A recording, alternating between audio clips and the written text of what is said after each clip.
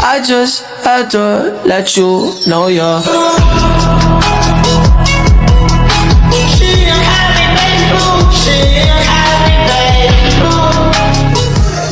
Halo, nama saya Jojo.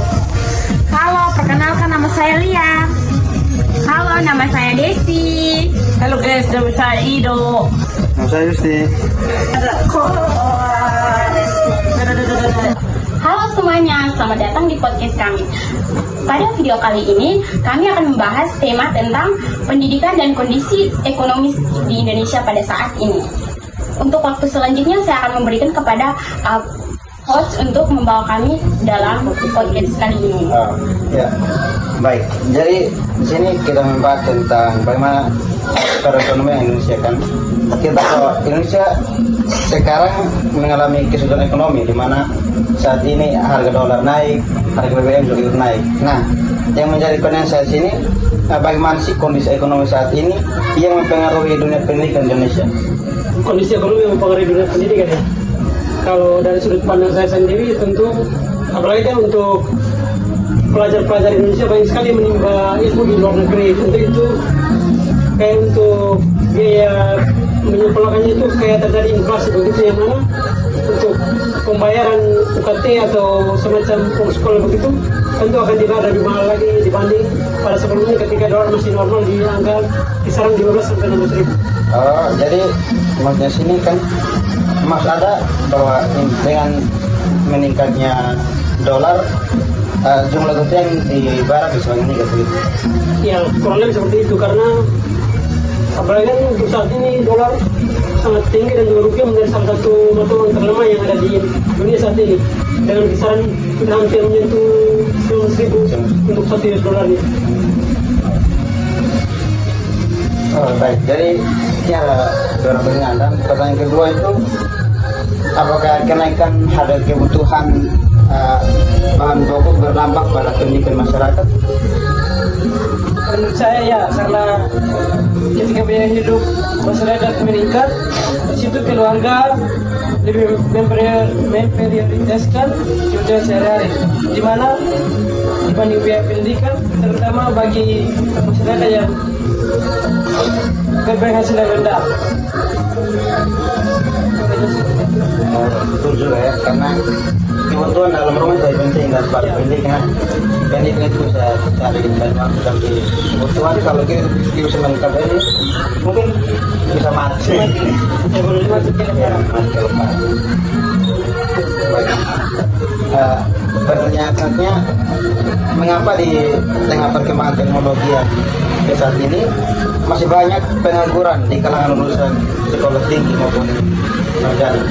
Itu menurut saya karena pertumbuhan jumlah pencari kerja tidak seimbang dengan penciptaan lapangan pekerjaan, sehingga yang kita lihat di sekeliling kita banyak anak muda yang seperti baru lulus dari dunia perkuliahan, itu tuh banyak yang masih menganggur. Jadi kita bisa lihat kalau memang di di zaman kita sekarang ini memang tidak seimbang. Yang seperti tadi saya bilang itu karena penciptaan lapangan pekerjaan itu tidak seimbang, sehingga mungkin banyak yang masih menganggur karena itu salah satu alasan. Betul juga, karena seiring berjalannya waktu kan angka kalian semakin bertambah ya. Jadi semakin pastinya lapangan pekerjaan juga semakin berkurang. Nah, sekarang kan angka kalian kan semakin bertambah. Nah, tentunya dengan angka kalian yang semakin bertambah justru akan mengurangi jumlah pekerjaan yang ada, lapangan pekerjaan. Nah, untuk itu menurut saya ada sesuatu yang dilakukan oleh pemerintah yang membuka lapangan pekerjaan. Tetapi kita tahu bahwa ada satu janji yang diberikan oleh pemerintah kita terkait dengan 19 juta lapangan pekerjaan, di mana sampai sekarang belum ada tanda-tanda, belum ada aksinya terkait dengan janji itu. Baik. Kalau menurut saya itu salah satu kesalahan juga yang harus kita lihat, karena kalau kita lihat di Indonesia sendiri, untuk tiap tahunnya itu banyak sekali wisudawan yang diwisudakan. Tentu mereka ini kan tujuannya untuk mencari pekerjaan yang layak, tetapi lapangan pekerjaan yang disediakan pemerintah itu terbatas. Nah di satu situ kita tahu bahwa yang mendapatkan pekerjaan bukan cuma wisudawan, tetapi orang-orang yang berpendidikan rendah juga membutuhkan pekerjaan tersebut. Nah untuk 9 juta lapangan pekerjaan yang dijanjikan juga mungkin kedepannya bisa kita lihat saja, entah dolar yang lebih dulu 19 atau lapangan pekerjaan yang sebanyak 9 juta itu yang dihadirkan terlebih dahulu oleh pemerintah. Baik, bisa saya pahami. Dan ada beberapa pertanyaan lain yang saya sampaikan. Apakah sistem pendidikan di Indonesia saat ini sudah sesuai dengan kebutuhan di dunia kerja? Jadi menurut saya itu belum tentu sepenuhnya, karena yang kita ketahui bahwa pendidikan di Indonesia itu masih lebih menekankan hafalan dan nilai akademik yang dibanding praktik kerja. Dimana yang kita ketahui dunia pekerjaan sekarang itu lebih mementingkan keterampilan.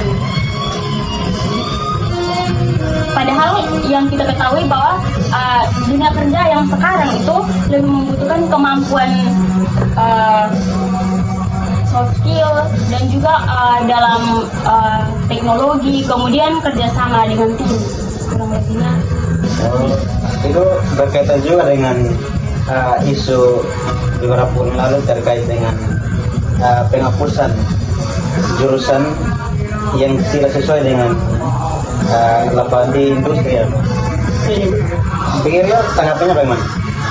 Kalau untuk sih mungkin kalau menurut saya pemerintah harus mengkaji lebih dalam lagi. Apalagi kan sudah terlalu banyak orang yang mendalami terkait dengan jurusan yang mereka anggap tidak sesuai dengan industri saat ini. Kalau saya lihat beberapa isu yang beredar itu salah satunya adalah di bagian pendidikan guru. Saya rasa pemerintah keliru kalau untuk menghapus pendidikan bagian guru yang mereka rasa itu tidak sesuai dengan industri yang saat ini mereka kembangkan. Sehingga mungkin pemerintah perlu memperdalam lagi terkait dengan isu yang beredar itu. Ya, setuju sih. Karena menurut saya guru itu adalah satu profesi yang sangat mulia ya.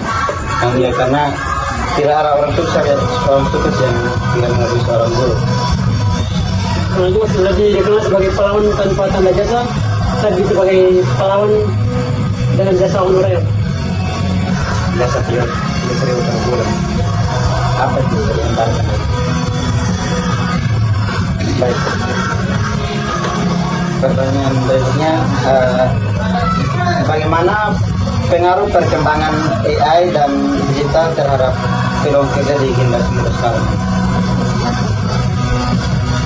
Jadi begini, perkembangan AI itu membuka peluang kerja itu di bidang teknologi, kemudian membantu seperti kita mahasiswa pelajar itu bisa desain digital, kemudian seperti media pembelajaran itu lebih menarik. Kemudian membantu juga untuk mereka yang UMKM bisnis online. Tetapi di sisi lain itu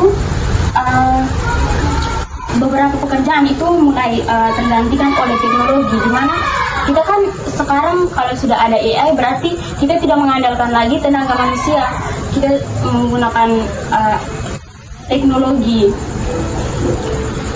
Jadi karena itu tuh generasi muda itu harus mampu beradaptasi dan terus belajar keterampilan baru begitu. Ya, betul. Keterampilan baru begitu. Ya, betul. Kan kita sebagai generasi muda sekarang kita harusnya lebih cerdas menggunakan AI. Jangan sampai teknologi yang menggunakan kita, bukan kita menggunakan teknologi.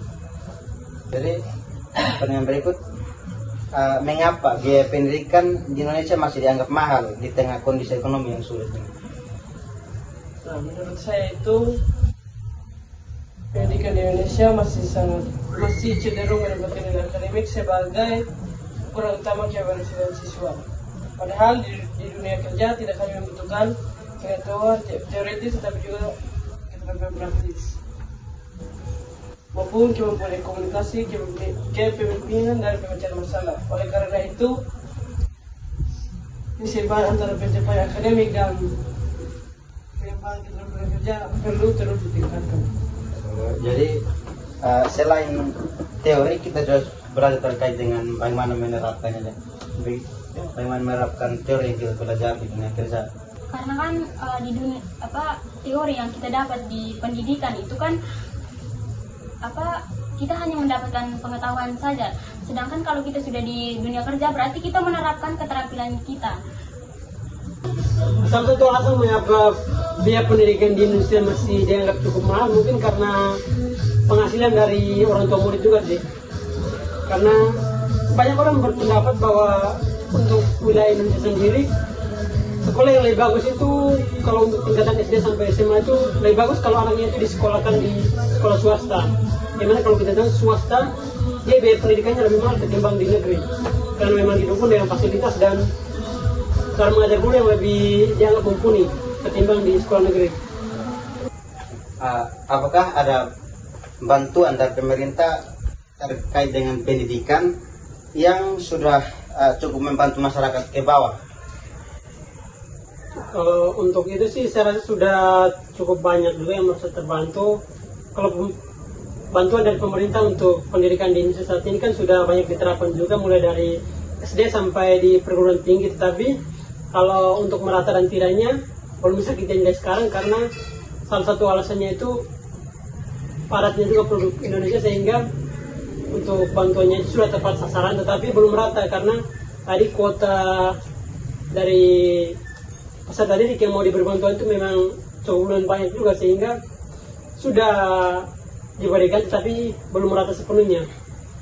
Ya, karena betul juga karena di daerah-daerah pelosok itu kan masih banyak anak yang putus sekolah karena tidak ada biaya dan anak-anak itu belum menerima bantuan dari pemerintah. Apakah ada cara yang bisa digunakan untuk menyampaikan kepada pemerintah sehingga pemerintah juga bisa memperhatikan anak-anak di pelosok pedalaman?